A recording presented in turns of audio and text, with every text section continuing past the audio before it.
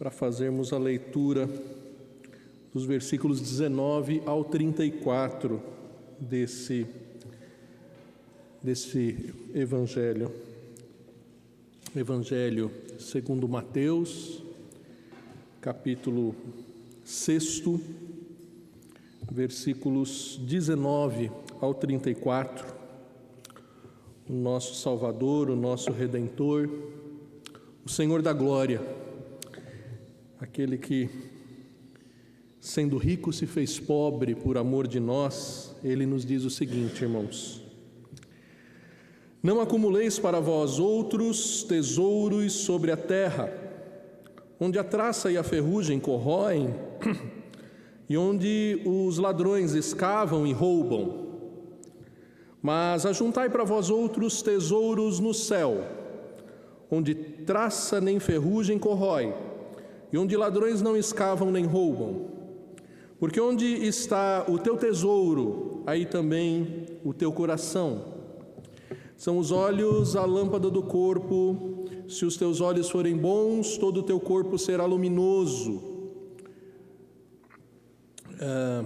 Se, porém, os teus olhos forem maus, todo o teu corpo estará em trevas. Portanto, caso a luz que em ti há sejam trevas, que grandes trevas serão. Ninguém pode servir a dois senhores, porque ou há de aborrecer-se de um e amar ao outro, ou se devotará a um e desprezará ao outro. Não podeis servir a Deus e às riquezas. Por isso, eu vos digo, não andeis ansiosos pela vossa vida, quanto ao que haveis de comer ou beber, nem pelo vosso corpo, quanto ao que haveis de vestir. Não é a vida mais do que o alimento, e o corpo mais do que as vestes? Observai as aves do céu, não semeiam, não colhem, nem ajuntam em celeiros, contudo, vosso Pai Celeste as sustenta. Porventura não valeis vós muito mais do que as aves? Quem de vós, por ansioso que esteja, pode acrescentar um côvado ao curso da sua vida? E por que andais ansiosos quanto ao vestuário?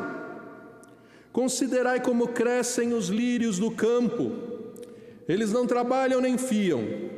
Eu, contudo, vos afirmo que nem Salomão, em toda a sua glória, se vestiu como qualquer deles. Ora, se Deus veste assim a erva do campo, que hoje existe e amanhã é lançada no forno, quanto mais a vós outros, homens de pequena fé?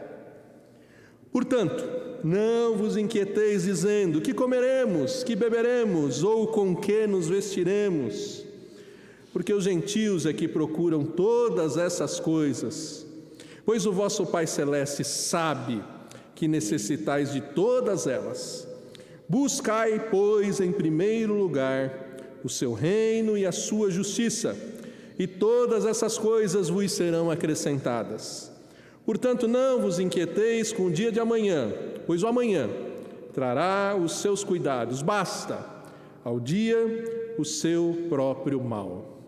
Convido os irmãos a se colocarem em pé e para cantarmos, para fazermos ecoar o que acabamos de ler no versículo 33 dessa porção do Evangelho. Cantemos e convidemos outros para, junto conosco, buscar primeiro o reino de Deus, sabendo que a sua justiça nos será acrescentada. E após cantarmos esse cântico, nosso irmãozinho seminarista Ismael vai nos dirigir numa palavra de adoração a esse Deus que não nos deixa faltar o que é necessário, nos dá muito mais do que pedimos, pensamos ou imaginamos, não poupou nem mesmo o seu próprio Filho, antes o entregou.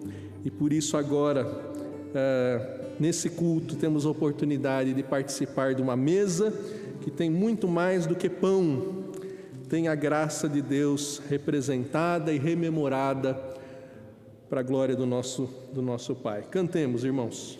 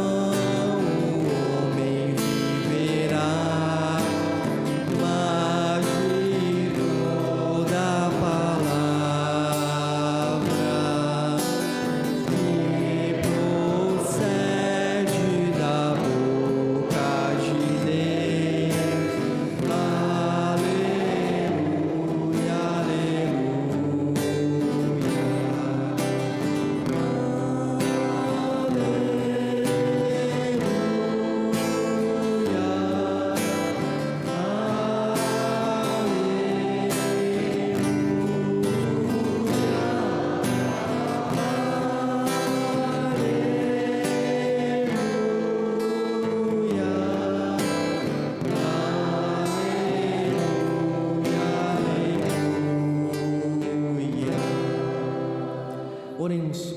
Senhor, grandioso e poderoso Deus, adoramos e louvamos ao Seu nome, porque o Senhor tem feito grandes coisas em nosso meio. Pelo Seu poder, o poder da Sua palavra, o Senhor sustenta todo o universo. Por isso que sabemos que nada nos faltará, porque o Senhor tem cuidado de nós e toda a criação é obra do Seu poder. Adoramos ao Senhor porque o Senhor tem nos abençoado de diversas formas, dando sustento dia a dia, trazendo saúde, trazendo consolo nos momentos de aflição e principalmente, Senhor, trazendo o Seu Filho Jesus, que morreu por nós, e por isso temos livre acesso ao Senhor, por isso temos e podemos desenvolver um relacionamento pessoal contigo. Louvamos e adoramos ao Seu nome. Nos conduza cada vez mais, Senhor, em gratidão e entendendo, Senhor, quem o Senhor é, baseado na Tua palavra, e crescendo assim em santidade. Esse é o nosso pedido, em nome de Jesus. Amém.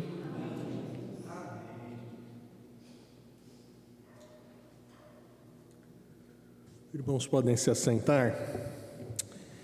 E é assim, quando colocamos a coisa principal no lugar principal, todas as demais coisas, todas as demais prioridades e valores se colocam no seu devido lugar.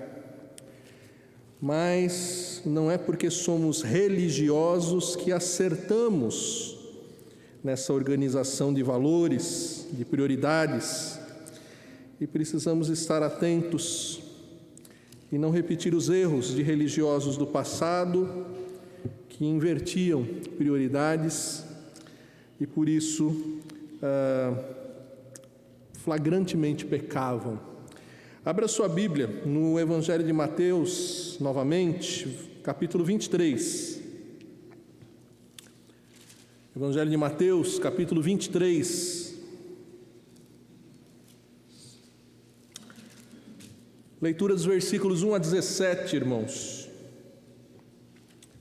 Evangelho de Mateus, capítulo 23, versículos 1 a 17. Dura advertência do Senhor Jesus para religiosos, dura e atual advertência que certamente o Espírito Santo usa para nos convencer do pecado, da justiça, do juízo, e assim buscarmos realmente o que deve estar em primeiro lugar. Olha só, meus irmãos, Mateus 23, 1 a 17 diz: Então, falou Jesus às multidões e aos seus discípulos. Na cadeira de Moisés se assentaram escribas e os fariseus. Fazei e guardai, pois, tudo o que eles vos disserem. Porém, não os imiteis nas suas obras, porque dizem e não fazem. Atam fardos pesados e difíceis de carregar, e os põem sobre os ombros dos homens. Entretanto, eles mesmos nem com o dedo querem movê-los. Praticam, porém, todas as suas obras com o fim de serem vistos dos homens, pois alargam seus filactérios e alongam as suas franjas. Amam o primeiro lugar nos banquetes e as primeiras cadeiras nas sinagogas, as saudações nas praças e os serem chamados de mestres pelos homens. Vós, porém, não sereis chamados mestres, porque um só é vosso mestre, e vós todos sois irmãos. A ninguém sobre a terra chameis vosso Pai, porque só um é vosso Pai, aquele que está nos céus. Nem sereis chamados guias, porque um só é vosso guia, o Cristo. Mas o maior dentre vós será como servo. Quem a si mesmo se exaltar será humilhado, e quem a si mesmo se humilhar será exaltado. Ai de vós, escribas e fariseus, hipócritas, porque fechais o reino dos céus diante dos homens. Pois vós não entrais, nem deixais entrar os que estão entrando. Ai de vós, escribas e fariseus, hipócritas, porque devorais as casas das viúvas, e para justificar fazeis longas orações. Por isso, sofrereis juízo muito mais severo. Ai de vós, escribas e fariseus hipócritas, porque rodeais o mar e a terra para fazer um prosélito, e, uma vez feito, o tornais filho do inferno 2 vezes mais do que vós. Ai de vós, guias cegos, que dizeis: quem jurar pelo santuário, isso é nada, mas se alguém jurar pelo ouro do santuário, fica obrigado pelo que jurou. Insensato e cegos. Pois qual é maior, o ouro ou o santuário que santifica o ouro? Oremos, queridos, porque por vezes erramos nos nossos valores, valorizamos o que a traça come, o que a ferrugem corrói, o que o ladrão rouba, e não priorizamos aquilo que ajunta tesouros nos céus. Oremos, irmãos, porque muitas vezes falamos e não fazemos. Impomos cargas que nós mesmos não carregamos, e em vez de ajuntar no reino de Deus, afastamos, espalhamos. Que Deus nos livre de repetir aquilo que Jesus constatou na vida desses que conheciam a palavra, mas não praticavam a santa palavra de Deus. Oremos, e após essa oração que eu mesmo vou dirigir, nosso irmão seminarista Ismael vai nos dirigir em mais um cântico, em continuidade desse momento de confissão, porque precisamos reconhecer que somos pecadores, carentes da graça e misericórdia do nosso Deus. Ó Deus, tem misericórdia de nós, porque somos pecadores, ó Pai. Tem misericórdia de nós, porque somos ingratos, ó Deus, enriquecidos por Ti tantas vezes, ó Pai, não damos valor aos tesouros que o Senhor tem nos dado, Senhor. A começar por aquilo que jamais podemos pagar, a Tua graça, o Teu amor, a entrega do Teu Filho, Senhor. Tem misericórdia, Pai, porque muitas vezes esquecemos e não vivemos em resposta a esse Teu grande amor, ó Deus. Tem misericórdia de nós, Senhor. Tem misericórdia de nós, Senhor, porque muitas vezes não somos diferentes do mundo, Senhor. Somos avarentos, priorizamos o ter em vez do ser, Senhor. Tem misericórdia de nós. Muitas vezes priorizamos o parecer em vez do ser, Senhor. Ó Deus, tem misericórdia. Tantas vezes, Senhor, priorizamos o ouro em vez do santuário, Senhor. Tem misericórdia de nós, ó Pai. Pai, ajuda-nos a viver a Tua justiça, praticar a Tua lei. Perdoa-nos, Deus, na nossa negligência, muitas vezes para com os reais necessitados, Senhor, aqueles que o Senhor, ó Deus, já nos capacitou a socorrer, inclusive de modo material, Senhor. Perdoa-nos, Deus, e dá-nos, ó Deus, que consigamos ser mais justos. Faz com que o Teu Santo Espírito nos leve a viver essa Tua justiça que expressa uma vida onde o Senhor reina. Ajuda-nos, Deus, a viver genuinamente no reino de Deus, Senhor. Assim te pedimos, Senhor. Te pedimos perdão, graça e misericórdia, no nome santo e maravilhoso do Teu Filho, o Teu caríssimo Filho, Senhor da glória, em nome de Jesus. Amém. Cantemos, irmãos. Se quiser ficar em pé.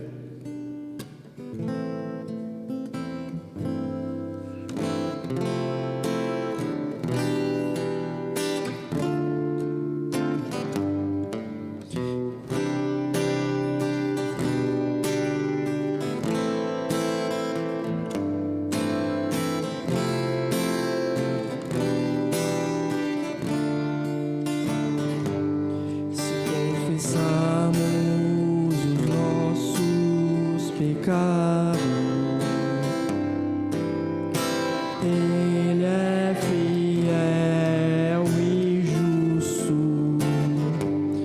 para nos perdoar os pecados e nos purificar de toda injustiça. Confessarmos os nossos pecados, Ele é fiel e justo para nos perdoar os pecados e nos purificar de toda injustiça.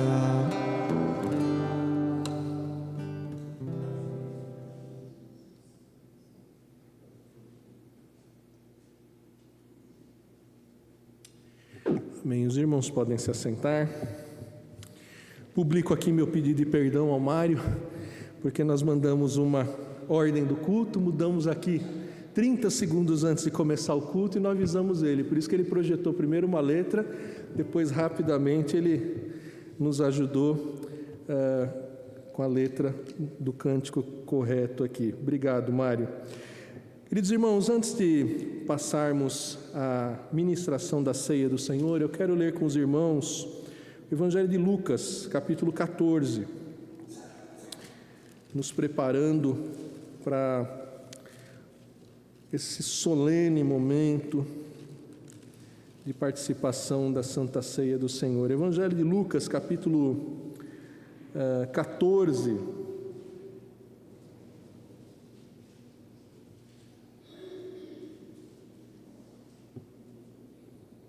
Evangelho de Lucas, capítulo 14, versículos 1 ao 14, nos conta o seguinte, meus irmãos. Aconteceu que, ao entrar ele num sábado na casa de um dos principais fariseus para comer pão, eis que o estavam observando. Ora, diante dele se achava um homem hidrópico.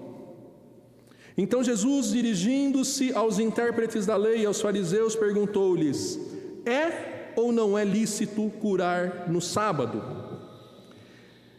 Eles, porém, nada disseram. E tomando-o, o curou e o despediu. A seguir lhes perguntou: qual de vós, se o filho ou o boi cair num poço, não o tirará logo, mesmo em dia de sábado? A isso nada puderam responder. Reparando como os convidados escolhiam os primeiros lugares, propôs-lhe uma parábola. Quando por alguém fores convidado para um casamento, não procures o primeiro lugar, para não suceder que, havendo um convidado mais digno do que tu, vindo aquele que te convidou e também a ele te diga: dá o lugar a este, e então irás envergonhado ocupar o último lugar. Pelo contrário, quando fores convidado, vai tomar o último lugar, para que quando vier o que te convidou te diga: amigo, senta-te mais para cima. Ser-te-á isso uma honra diante de todos os mais convivas. Pois todo o que se exalta será humilhado, e o que se humilha será exaltado. Diz também ao que havia convidado: quando deres um jantar ou ceia, não convides os teus amigos, nem teus irmãos, nem teus parentes, nem vizinhos ricos, para não suceder que eles, por sua vez, te convidem e sejas recompensado. Antes, ao dares um banquete, convida os pobres, os aleijados, os coxos e os cegos, e serás bem-aventurado pelo fato de não terem eles com que recompensar-te a tua recompensa. Porém, tu a receberás na ressurreição dos justos. E o texto segue contando que houve uma grande ceia em que um grande Senhor convidou gente importante, que deu das mais diferentes desculpas para não participar do banquete daquele Senhor.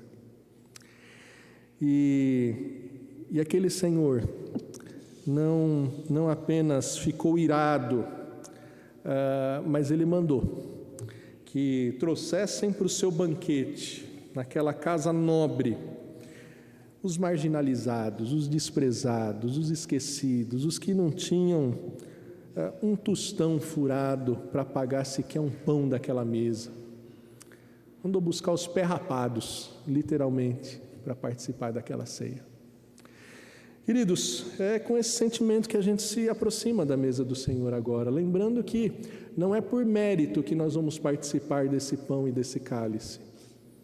É lembrando que é por graça, por misericórdia. Recebemos um honroso convite, o presente impagável do nosso Deus para sermos seus filhos, para participarmos da mesa do Senhor. E é com esse sentimento que participamos agora, irmãos. Então, cheios de graça no coração, eu convido você a participar dessa Santa Ceia, você que já professou a sua fé, você que já deu prova dessa fé, professando ela e recebendo o batismo, você que está em comunhão com uma igreja genuinamente evangélica. Essa mesa não é só da Igreja Presbiteriana de Interlagos, é da Igreja do Senhor, que está aguardando e ansiando a sua volta, aquele dia em que o Senhor mesmo voltará a beber novo do fruto da videira. Convido meus irmãos presbíteros a virem à frente para que juntos sirvamos a igreja do Senhor e obedeçamos a palavra do nosso Deus, né? Dando provas de que maior é o que serve, né? Então na igreja é assim, a liderança não é servida, a liderança serve, como todo servo deve fazer.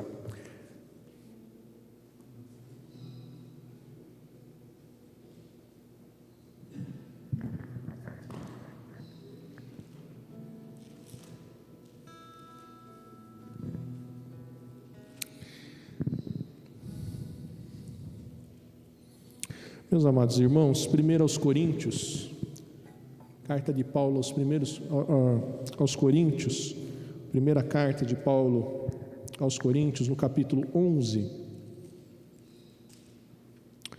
o apóstolo transmite àquela igreja e a todas as igrejas de todas as épocas e lugares a instrução para a participação adequada desse momento tão solene.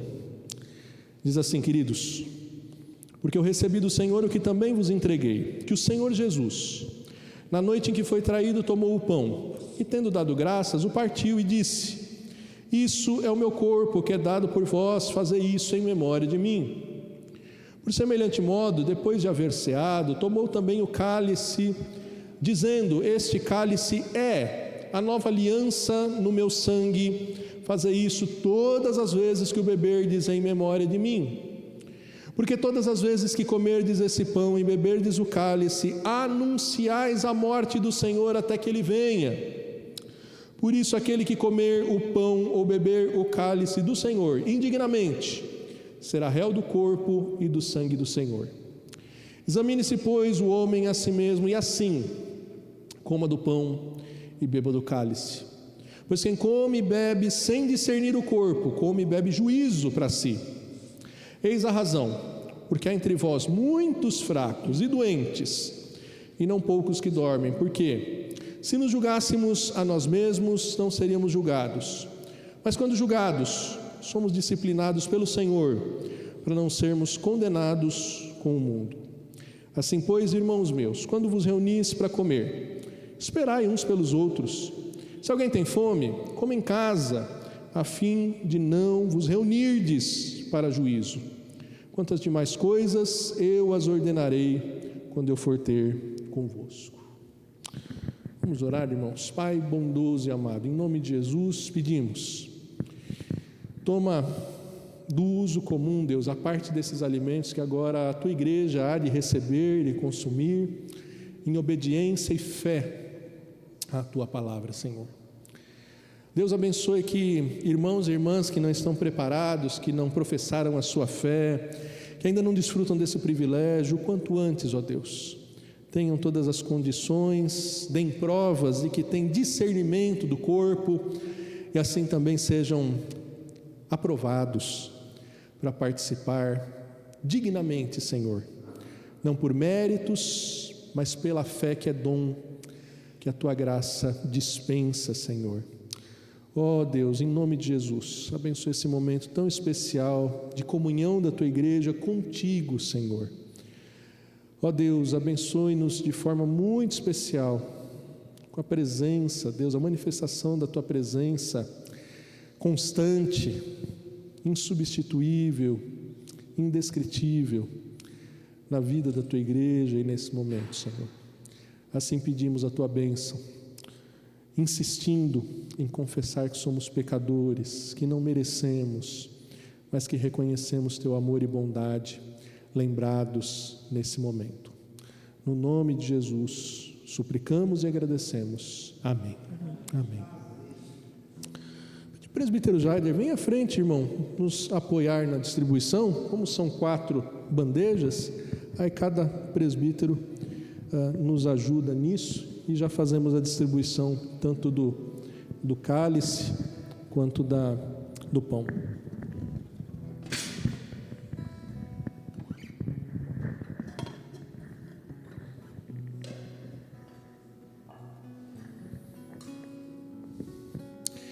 Queridos irmãos, como lemos, o Senhor Jesus disse: esse é o meu corpo que é dado por vós, comei dele, fazei isso em memória de mim. Também o Senhor Jesus naquela noite tomou um cálice, deu graças e disse: esse cálice é a nova aliança no meu sangue, sangue para remissão de pecados, derramado em favor de muitos. Bebei dele, fazei isso em memória de mim. Peço que os irmãos que vão receber o sacramento se coloquem em pé, para com mais facilidade os nossos irmãos presbíteros o encontrarem. Obrigado. Podem distribuir, irmãos.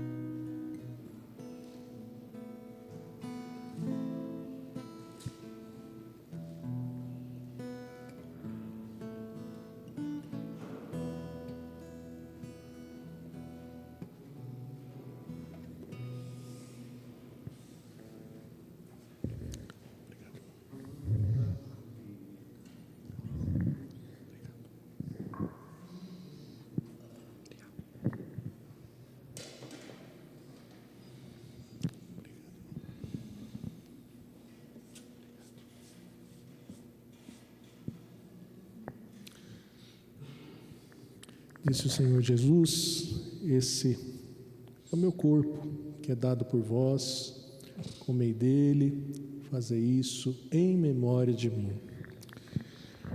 Convido todos os irmãos para participarem juntos do pão, como fomos instruídos pelo apóstolo Paulo.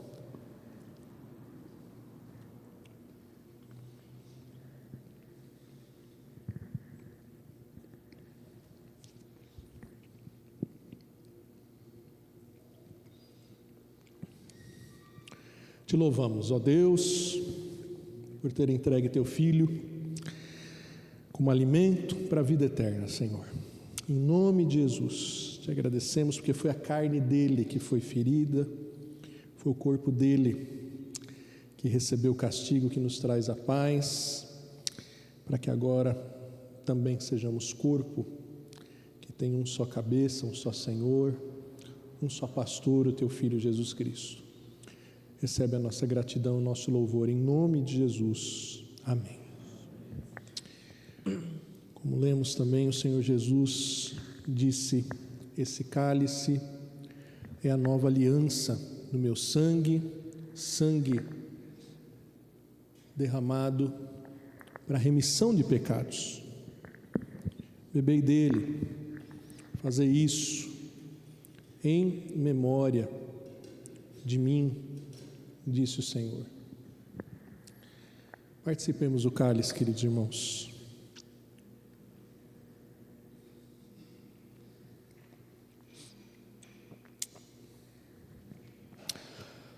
Ó Senhor, louvado sejas pelo sangue do Cordeiro de Deus, que nos purifica de todo pecado.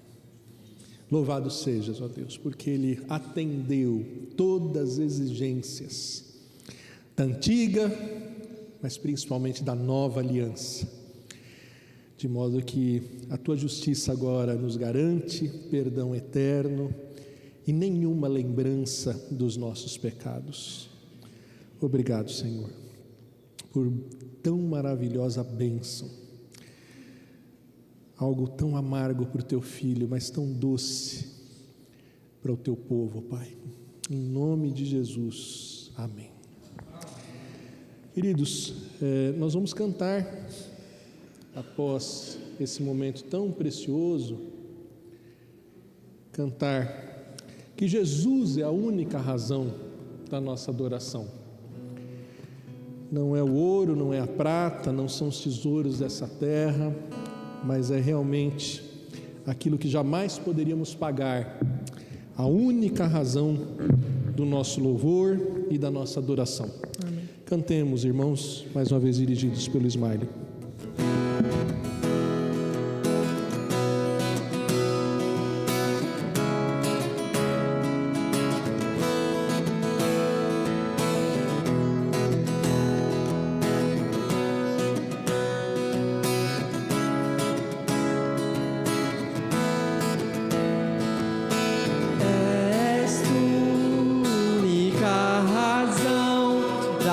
Adoração, ó Jesus, és tu única esperança que anelo ter, ó Jesus. Confiante fui ajudado, a salvação tem me alegrado.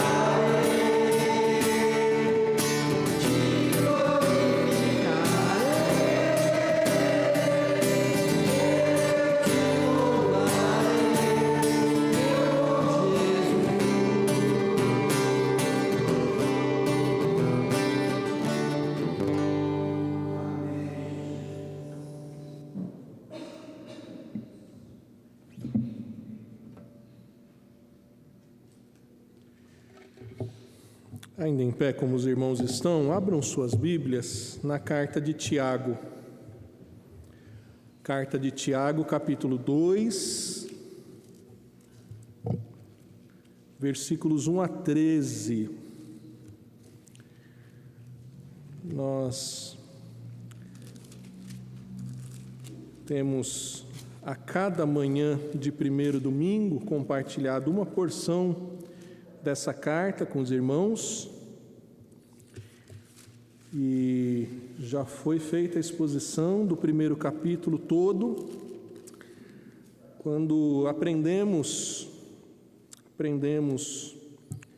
sobre a importância das provações, do passar com alegria,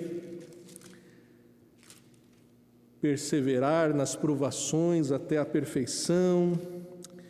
Fomos ensinados a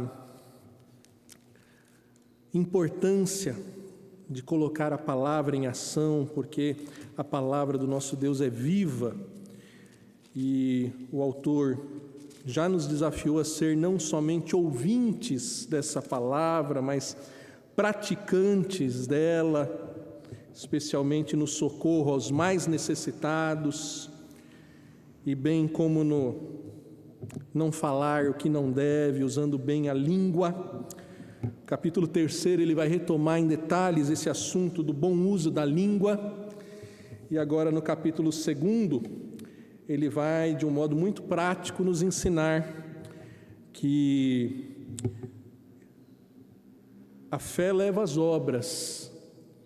E já nesses 13 primeiros versículos, leva a obras, colocando os devidos valores em prática, as devidas prioridades em prática. Então leiamos, irmãos, Tiago 2, de 1 a 13, diz assim: Meus irmãos, não tenhais a fé em nosso Senhor Jesus Cristo, Senhor da glória, em acepção de pessoas.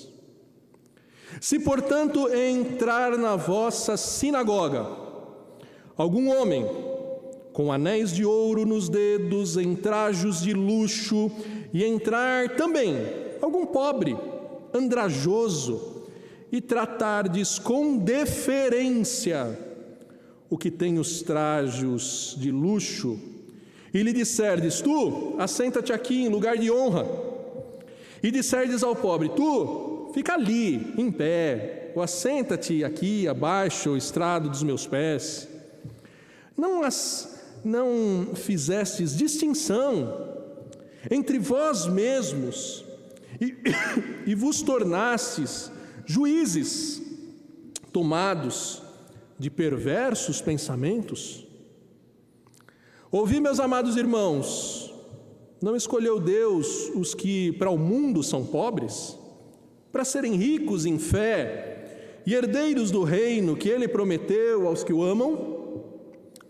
Entretanto vós, outros, menosprezastes o pobre.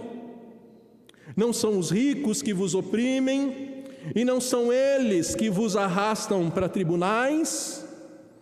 Não são eles os que blasfemam o bom nome que sobre vós foi invocado? Se vós, contudo, observais a lei régia, segundo a Escritura: amarás o teu próximo como a ti mesmo, fazeis bem. Se todavia fazeis acepção de pessoas, cometeis pecado, sendo arguidos pela lei como transgressores. Pois qualquer que guarda toda a lei, mas tropeça em um só ponto, se torna culpado de todos, porque aquele que disse: não adulterarás, também ordenou: não matarás. Ora, se não adulteras, porém matas, vens a ser transgressor da lei. Falai de tal maneira, e de tal maneira procedei como aqueles que hão de ser julgados pela lei da liberdade. Porque o juízo é sem misericórdia para com aquele que não usou de misericórdia. A misericórdia triunfa sobre o juízo.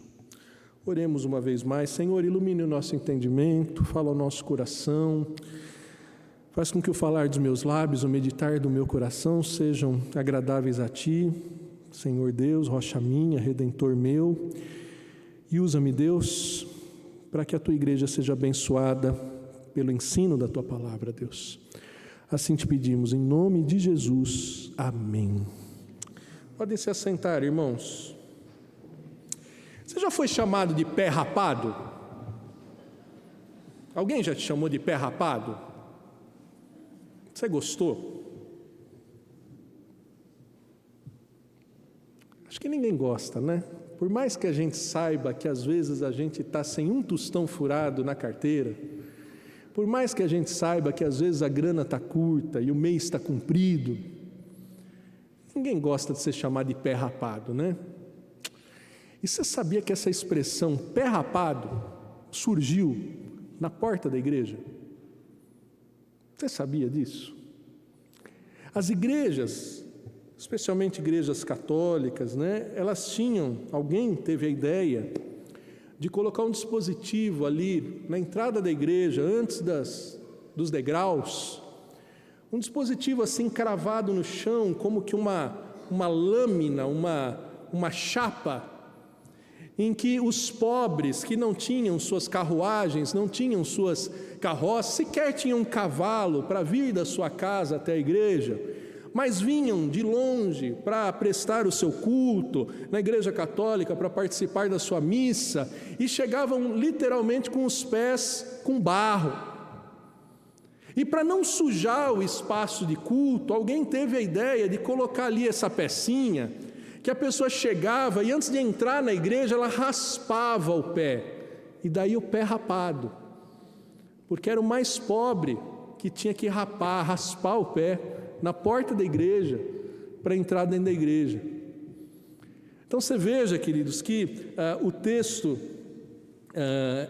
que lemos é super atual, e que, embora a carta de Tiago seja provavelmente a mais antiga das cartas e dos escritos do Novo Testamento, o assunto é super atual, porque, veja, séculos depois surge essa prática de rapar o pé antes de entrar na igreja, e que depois levou a esse título pejorativo de pé rapado. E hoje ainda existe na igreja aquilo de um irmão olhar para o outro e pode até não falar, mas pensar, isso aí é um pé rapado. Isso em outras igrejas, é lógico, não na igreja presbiteriana de Interlagos. Isso é um problema que as outras igrejas têm. A gente sabe que às vezes a gente cai nessa tentação, né, irmãos? De olhar para um irmão, olhar para o outro e achar que por alguma condição social, financeira, algum irmão merece receber um pouquinho mais de atenção, merece ser tratado de uma forma diferente. E veja que é justamente nesse ponto, às vezes pouco falado, mas que o escritor Tiago, muito provavelmente o meu irmão de Jesus, Tiago, vai levar os crentes praticarem a sua fé. A segunda metade do capítulo 2, ele vai com detalhes falar sobre a importância das obras coerentes com a fé, das obras que sejam produto da fé. Mas ele já começa o texto dizendo, como que invocando, meus irmãos, não sejam crentes de um determinado tipo. Veja, meus irmãos, não tenham fé no nosso Senhor Jesus, Senhor da glória, e aqui é o único momento no Novo Testamento que Jesus Cristo é chamado de o Senhor da glória. O apóstolo Paulo, em Filipenses 2, de 5 a 11, vai justamente nos dizer que Cristo se esvaziou da sua glória para vir cumprir a sua missão redentora, salvadora. Ele se esvaziou da sua glória, mas aqui nós somos lembrados que Jesus Cristo é o Senhor de toda a glória, aquele sim que pode olhar de cima para baixo para todos, e não tem ninguém acima dele. No entanto, ele, quando aqui esteve, ele se esvaziou. Ele não nasceu na capital do Império Romano, mas nasceu numa cidadezinha desprezada e até desprezível. Ele não nasceu na casa de um juiz, mas de um carpinteiro. Ele se esvaziou da glória e é nele que cremos. E é por causa desse esvaziamento dele que podemos ser alguma coisa com vida eterna. Então Tiago começa a nos chamar a atenção sobre como tratar com justiça os ricos. Na segunda metade ele vai nos ensinar quem são os ricos, os verdadeiramente ricos, os ricos de maneira justa. E na terceira metade do capítulo ele vai nos falar por que não podemos errar no tratamento com os ricos, qual a razão que temos para ser justos diante dos ricos. Então eu chamo a sua atenção, meus irmãos, veja só, ele diz: meus irmãos, não sejam crentes que fazem acepção de pessoa. Acepção tem justamente a ver com tratar pelas aparências. E quantas vezes as aparências enganam, não é, meus irmãos? Quantas vezes a gente olha para o rosto de alguém e fala, fui com a cara dele. E aí depois você conhece e fala, puxa, como eu amo esse irmão, como eu amo essa irmã, eu não ia com a cara dele, mas agora eu sei quem ele é. Ele está nos chamando a atenção justamente para isso. Literalmente, a acepção de pessoa é isso. Não sejam crentes que tratam pela aparência, pelo que você vê na face. E aí ele vai de uma forma prática mostrar no versículo 2 como se comportar na reunião de estudo da palavra. Porque veja,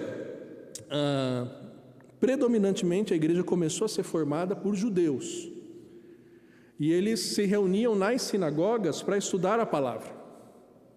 E como nós já vimos, o Senhor Jesus disse que tinha um tipo deles, um modelo deles, que preferia os primeiros lugares nas sinagogas.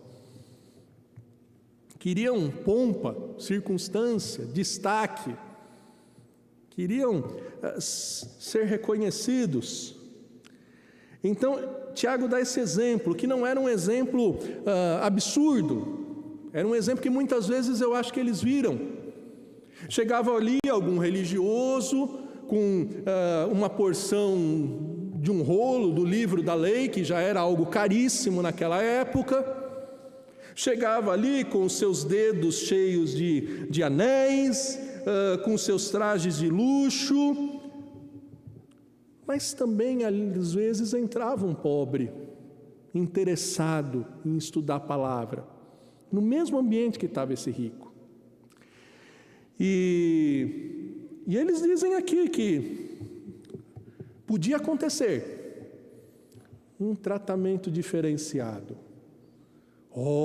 Temos entre nós um principal, um mestre da lei. Vem cá, temos aqui reservado um banco, temos aqui reservado uma vaga no estacionamento, temos aqui uma cadeira reservada. E ao mesmo tempo, quando chegava o pobre, quem sabe um pedinte, enfim, alguém falava, fica aqui no fundo para você não atrapalhar. Ou se não, senta aqui para baixo, onde estão os pés dos ricos. Senta aqui que assim você vai se incomodar com o chulé deles. Naquele tempo eles andavam de sandália, né, gente? Não estou brincando não, é literal isso. Isso é literal. E pasme, irmãos, ele está falando que isso acontecia não lá no palácio, entre os imperadores perversos. Quem conhece o mínimo, como eu conheço pouco, de verdade, da história do Império Romano, sabe que era o imperador mais pervertido do que o outro, era o imperador mais perverso do que o outro, era o imperador mais sujo do que o outro. Se ouve falar que entre banquetes dos nobres, Só para a gente ter uma noção de como que nem sempre riqueza está associada aos melhores costumes e às melhores práticas. Se fala que entre banquetes de nobres, muitas vezes eles comiam, aí quando não cabiam mais, eles colocavam o dedo na goela para poder esvaziar o ventre e continuar comendo. Isso era entre os ricos, isso era entre os chiques da época. Algo que hoje em dia, entre os mais humildes, é impensável, mas era assim. Esse era o grau de perversão. E aqui, Tiago está falando que isso estava acontecendo entre os que se reuniam para estudar a palavra, não entre os imperadores pervertidos. E aí Tiago chama atenção, dizendo: escuta, quando vocês fazem isso, quando vocês acham que um é mais especial do que o outro, porque a conta bancária de um é mais caprichada do que a da outra, vocês não estão se colocando no lugar de juízes? Versículo 4. Quando vocês fazem distinção entre vós e vós mesmos, vocês não se tornam juízes, o que já seria gravíssimo. Porque um só é justo e juiz. Um só tem condição de somar todas as provas, todas as testemunhas, de sondar o coração, de saber quais são as intenções e baixar uma sentença justa e inquestionável. Quando a gente julga um irmão, veja, queridos, é grave. É como se a gente dissesse: Senhor, sai daí do teu tribunal, que quem vai julgar agora sou eu. Isso já seria terrível. E não fosse apenas isso, quando a gente faz isso, ou quando alguém faz isso, a gente faz isso com a régua errada, com o padrão errado, com o valor errado. Porque, olha o que ele diz no versículo 4: vocês fazem isso tomados de perversos pensamentos. Pensamentos pervertidos. E por vezes a gente acha que perversão é só, por exemplo, quando um homem abusa de uma criança. Esse é um pervertido. A gente às vezes acha que perversão é só quando a gente lê a história dos imperadores romanos e que faziam as suas festas repletas de imoralidades, de adultérios e todas essas coisas, e diz: como esses homens eram perversos. Quando a gente pensa num Hitler que fez as mais diferentes experiências, arrancando pedaços do corpo de gente viva, como no nazismo, isso é perversão. Mas, queridos, olha o que o texto diz: é um pensamento pervertido quando você acha que um irmão é melhor que o outro só porque um é mais rico do que o outro.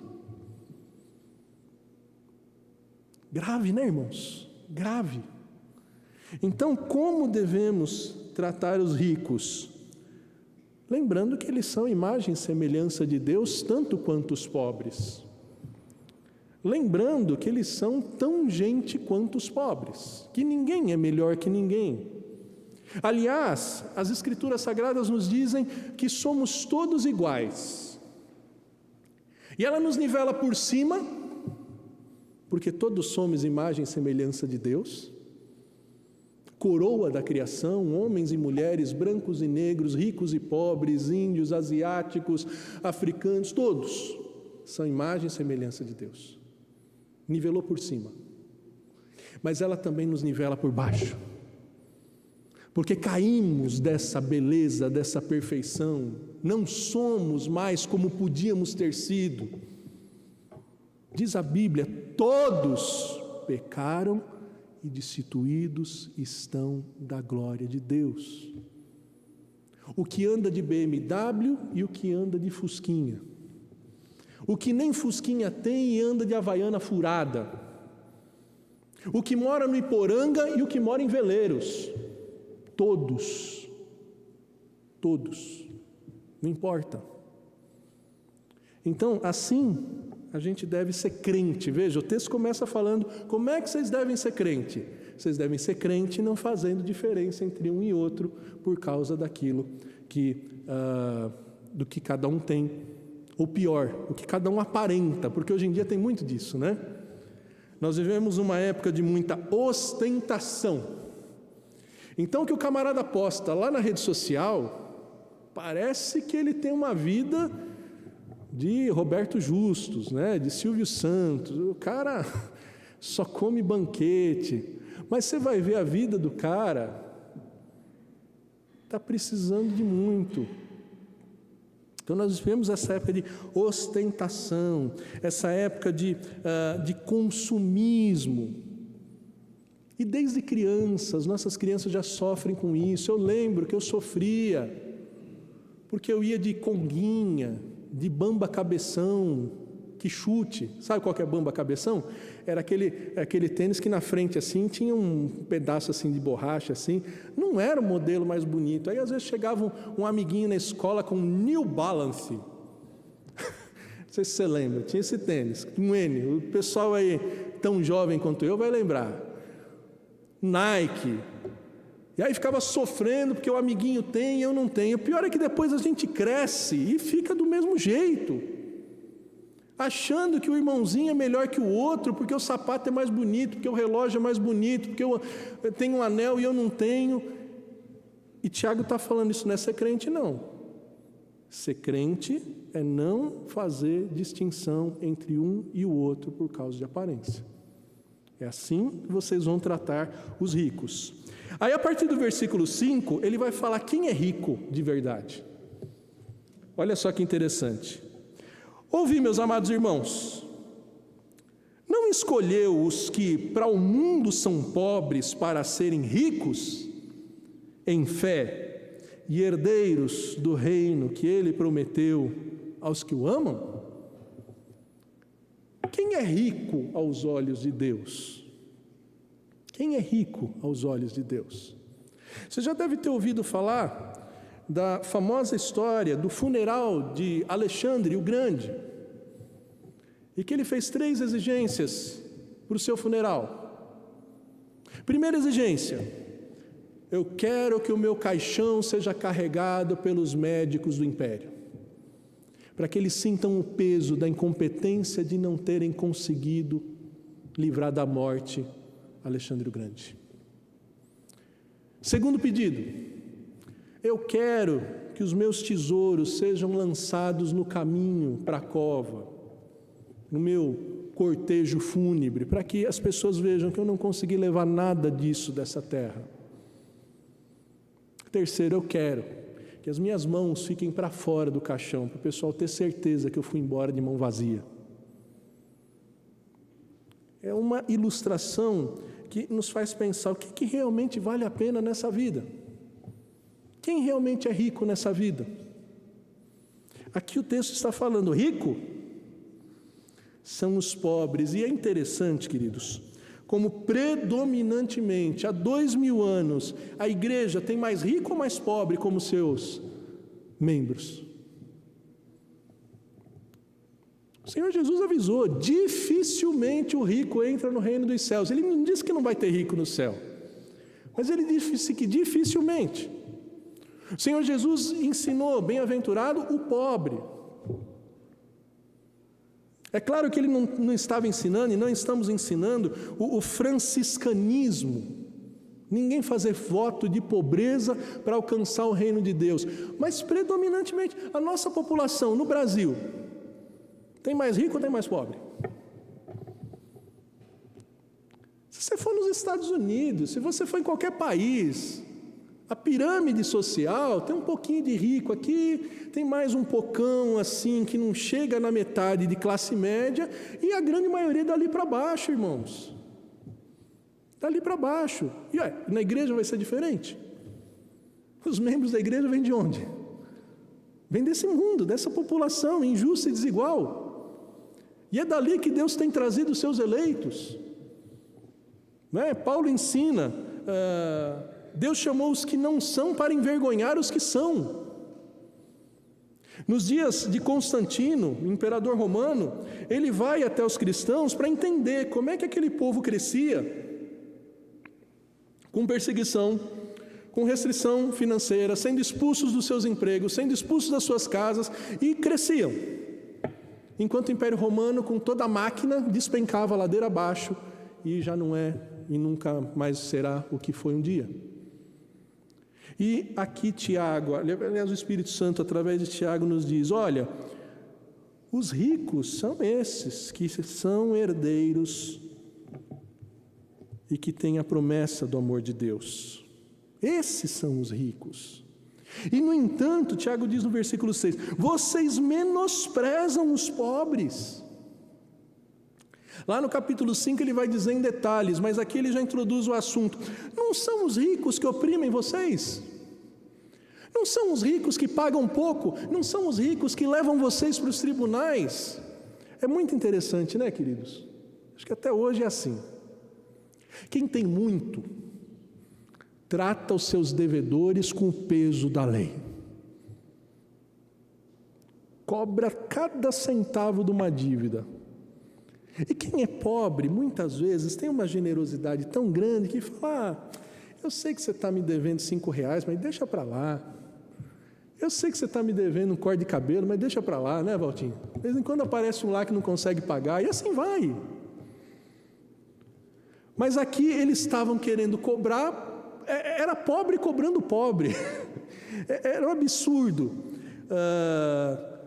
Ele diz lá no versículo 7, não são os ricos que blasfemam o nome de Deus, não são os ricos que falam mal de vocês, que denigrem vocês. Ué, quem é que perseguia cristão há 2000 anos atrás? Não eram as autoridades? Não eram os investidos de poder? E no entanto, a igreja naquele momento ainda estava com os olhos cheios e empolgada e querendo que alguns desses ricos estivessem ali a todo custo no meio da igreja. E às vezes a gente cai nessa tentação, ainda hoje, né, meus irmãos? Quantas vezes, irmãos, quantas vezes nós temos dentro da igreja gente humilde, gente que talvez não concluiu o primeiro grau, mas que conhece a palavra de Deus, que vive a palavra de Deus com uma sinceridade, com um amor, com uma profundidade, e às vezes a gente nem lembra do nome desse irmão. E aí um belo dia entra pela porta da igreja o irmão fulano de tal, que é graduado, pós-graduado, doutorado, para o seu carro bonito ali na frente da igreja, em 3 meses já virou o diretor disso, o professor disso, o conselheiro diz, queridos, ainda hoje esse erro se repete grandemente, flagrantemente, e o Espírito Santo nos adverte, não é para ser assim, não é assim que trata os ricos, é lembrando que o teu irmão é tão caro quanto você, porque você custa o sangue de Jesus tanto quanto o teu irmão, independentemente do endereço dele, independentemente do diploma dele, do título dele, da profissão dele, do que ele tem ou deixa de ter, o valor é o mesmo. O que é mais importante num corpo? Uma vesícula ou um coração? Tem gente que morre por causa da vesícula e não do coração. E a vesícula às vezes é aquele órgãozinho tão pequenininho que quando tem uma pedrinha o médico vai lá, arranca, você continua vivendo sem ele, né? Igreja é corpo de Cristo. Igreja é corpo de Cristo. Tem alguns com uma função mais evidente, mas tem alguns com uma função que você só lembra quando ele não faz. Você vai lá usar o banheiro e fala, poxa, ninguém colocou papel higiênico aqui. Mas tem um irmão caríssimo que todos esses anos tem feito isso e talvez você não deu graças a Deus por isso. É ou não é? Às vezes a gente cai nessa tentação. Então quem são os ricos? Os ricos são os filhos de Deus, são aqueles comprados pelo sangue de Jesus. Como tratar esses ricos? O texto já nos disse no início, sem fazer discriminação, sem fazer distinção. E por que devemos ser justos com esses ricos? Versículo 8 em diante nos diz: porque se você observar a lei régia, e o que é a lei régia? É a lei rainha, é a lei que rege todas as outras. Você sabe que a palavra de Deus tem várias leis, vários princípios, mas todas elas debaixo de um princípio principal. E qual que é o princípio principal? O versículo 8 está aí: amarás o teu próximo como a ti mesmo. É assim que eu e você devemos fazer. Tratar o pobre do jeito que eu gostaria que eu fosse tratado, porque eu também sou pobre. É assim que devemos tratar. Então ele fala assim: se vocês, contudo, observassem a lei segundo as Escrituras, amar o próximo como a ti mesmo, mas vocês fazem acepção de pessoas, vocês estão cometendo pecado. Às vezes a gente tem e como ele diz no versículo 4, um julgamento fruto de pensamento perverso. Por quê? Porque a gente perverte o direito. A gente fica indignado quando um político que desviou milhões é absolvido. Mas a gente não consegue absolver quem está devendo, às vezes, R$1 para a gente. Às vezes a gente cai nessa perversão de valores.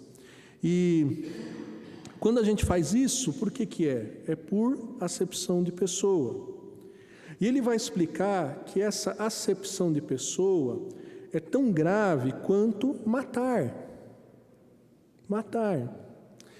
E eu quero ler para os irmãos aqui, no catecismo da nossa igreja, como é que o catecismo de Westminster define o sexto mandamento: não matarás. Não sei se você já leu como é que o catecismo de Westminster define o sexto mandamento.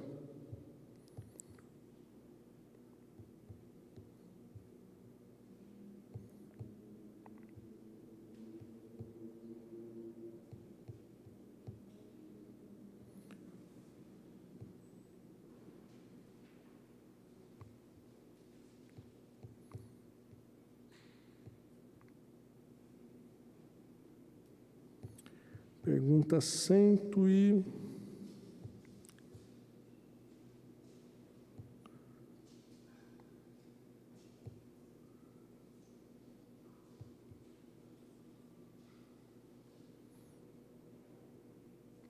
Aqui.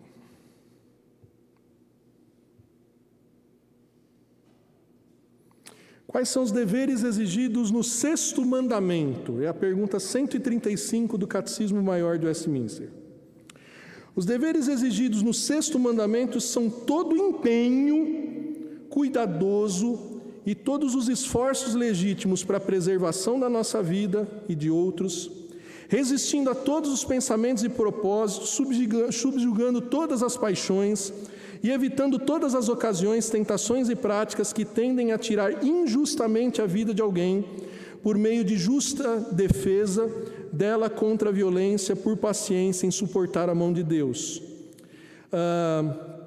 O sossego mental, tirar a alegria de espírito e o uso sóbrio da comida, da bebida, remédios, sono, trabalho, recreio, por pensamentos caridosos, por amor, compaixão, mansidão, benignidade, bondade, comportamento e palavras pacíficas, brandas e corteses, a longanimidade, a prontidão para se reconciliar, suportando pacientemente, se perdoando as injúrias, dando bem por mal, confortando e socorrendo os aflitos e protegendo e defendendo inocentes. Você sabia que tudo isso estava incluso na interpretação que os nossos irmãos do passado deram para o sexto mandamento, para não matarás? Não matarás inclui você fazer o que você pode para o bem-estar do teu irmão, para o bem-estar. Quando você discrimina um irmão porque ele tem menos do que você está deixando ele em paz? No fundo, queridos, quando a gente discrimina algumas pessoas, é como se a gente pensasse assim: era melhor que não existisse. Eu prefiro esse tipo de gente em vez de aquele. Percebe como é grave, tão grave quanto o assassino? As consequências são diferentes, mas a gravidade é a mesma.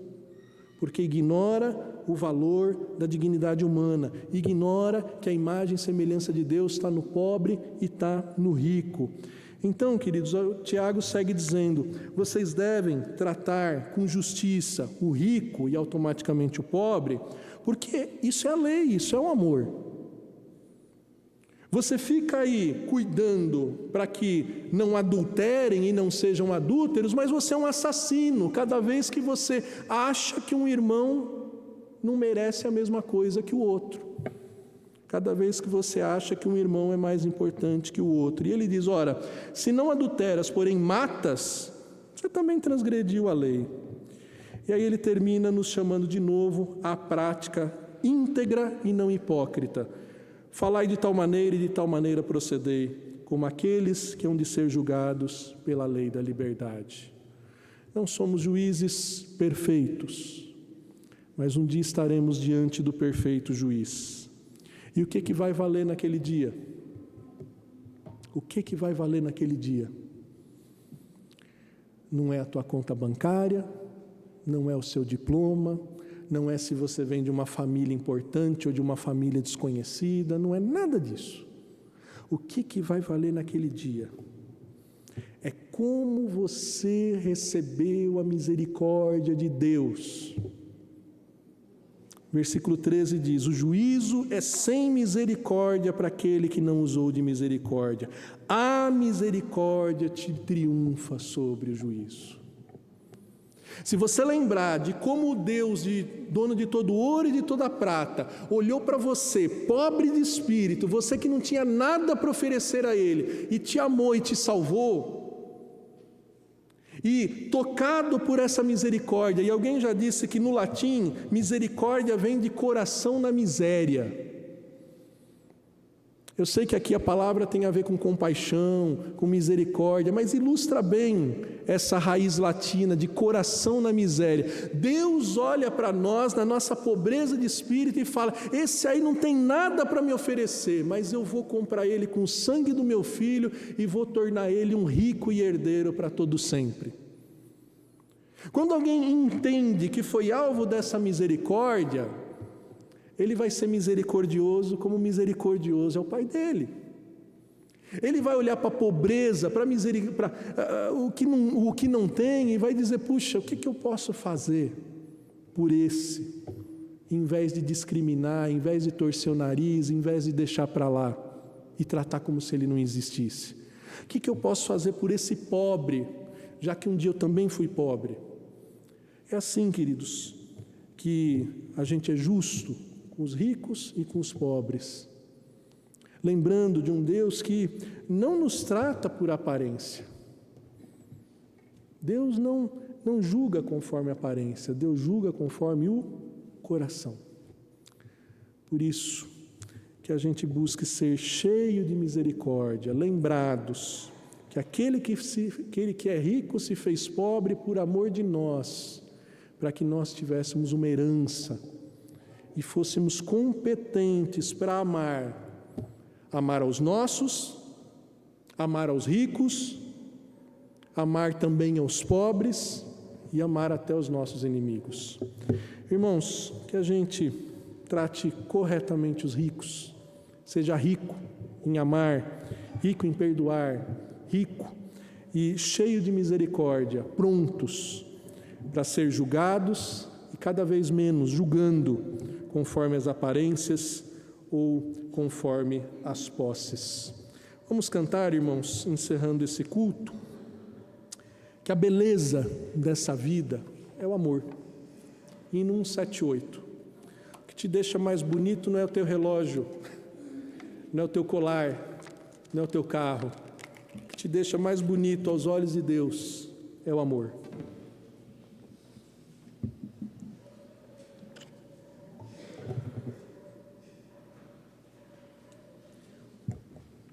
Após o hino, peço que o nosso irmão presbítero Atos venha à frente, nos dirija numa palavra de oração e após impetraremos a bênção, cantaremos o Amém Tríplice.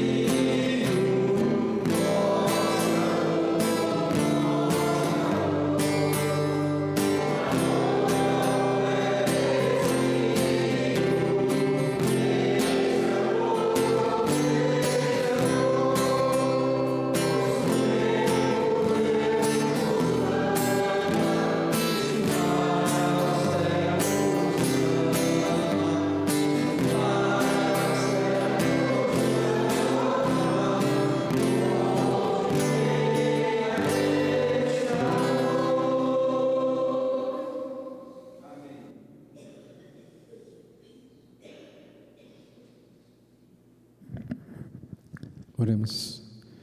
Senhor Deus e Pai, nós somos gratos por esse momento de culto.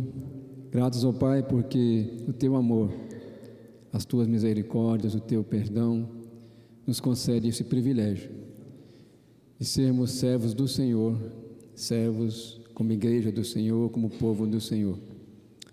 Louvamos-te, ó Pai, porque Tu nos deste esse privilégio de também participarmos da ceia, relembrando que o Senhor morreu por nós, que o Senhor nos deu esse privilégio, Pai, de não sermos sacrificados, de não sofrermos, de não sermos condenados à morte na cruz, porque o Senhor o fez por nós. Perdoa-nos, ó Pai, quando nós deixamos de lembrar disso, com os nossos pecados, com as nossas negligências. Perdoa-nos, ó Pai, quando nós pecamos em acharmos que somos melhores uns do que os outros. Capacita-nos, ó Pai, a compreendermos que somos iguais perante o Senhor, que dependemos uns dos outros e que somos servos do Senhor. Se somos servos, temos que servir e não sermos servidos. Ajuda-nos, ó Pai, a sermos crentes melhores, sermos fiéis ao Senhor, sermos gratos ao Senhor pelo privilégio de poder servir. Nos abençoa, Senhor, nesse dia. Prepara-nos, ó Pai, para logo mais estarmos aqui também, ouvindo a Tua palavra, a mensagem que o Senhor tem para cada um de nós. Obrigado, ó Pai, pela vida de cada pessoa que esteve aqui nesta manhã. Conduza-nos, ó Pai, para sermos servos melhores ao Senhor. Perdoa, Senhor, os nossos pecados. Nós oramos gratos em nome de Jesus. Amém.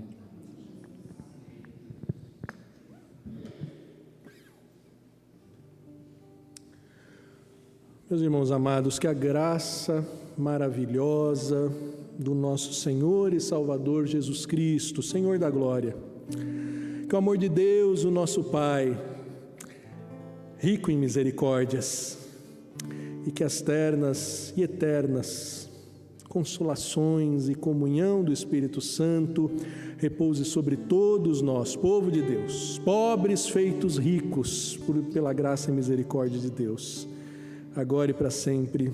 Amém.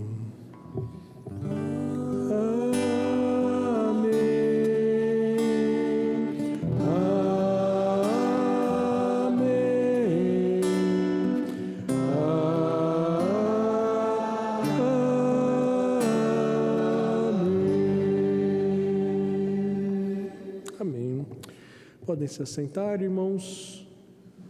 Visitantes, acho que não temos, né, entre nós. Me perdoe se eu não atentei.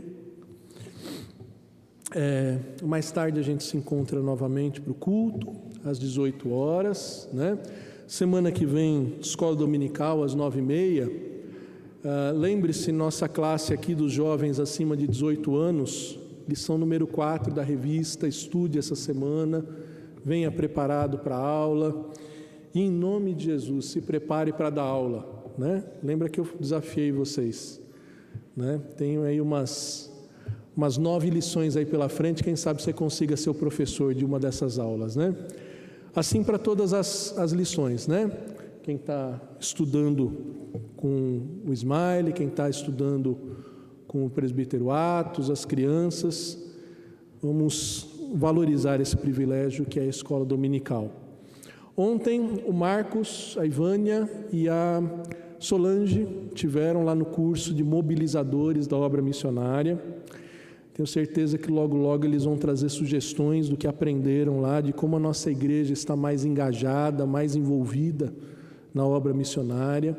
Essa semana eu compartilhei com os irmãos um resumo do trabalho da nossa irmã Lisiene lá na Albânia, entre os afegãos. Lembre de orar por ela e, se possível, contribuir.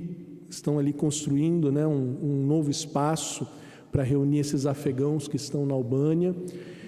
Então esse é uma das marcas de uma igreja saudável, né, o comprometimento com a obra missionária. Levar o evangelho para os de perto e para os de longe. Então louvamos a Deus por esse trabalho, tanto de ontem quanto o que a APMT tem feito, né? Agência Presbiteriana de Missões Transculturais. Acho que são esses avisos. Tem algum aviso a mais que alguém queira me lembrar? Não? Então vamos em paz, um bom almoço para os irmãos, uma boa tarde e até a noite, se Deus nos permitir.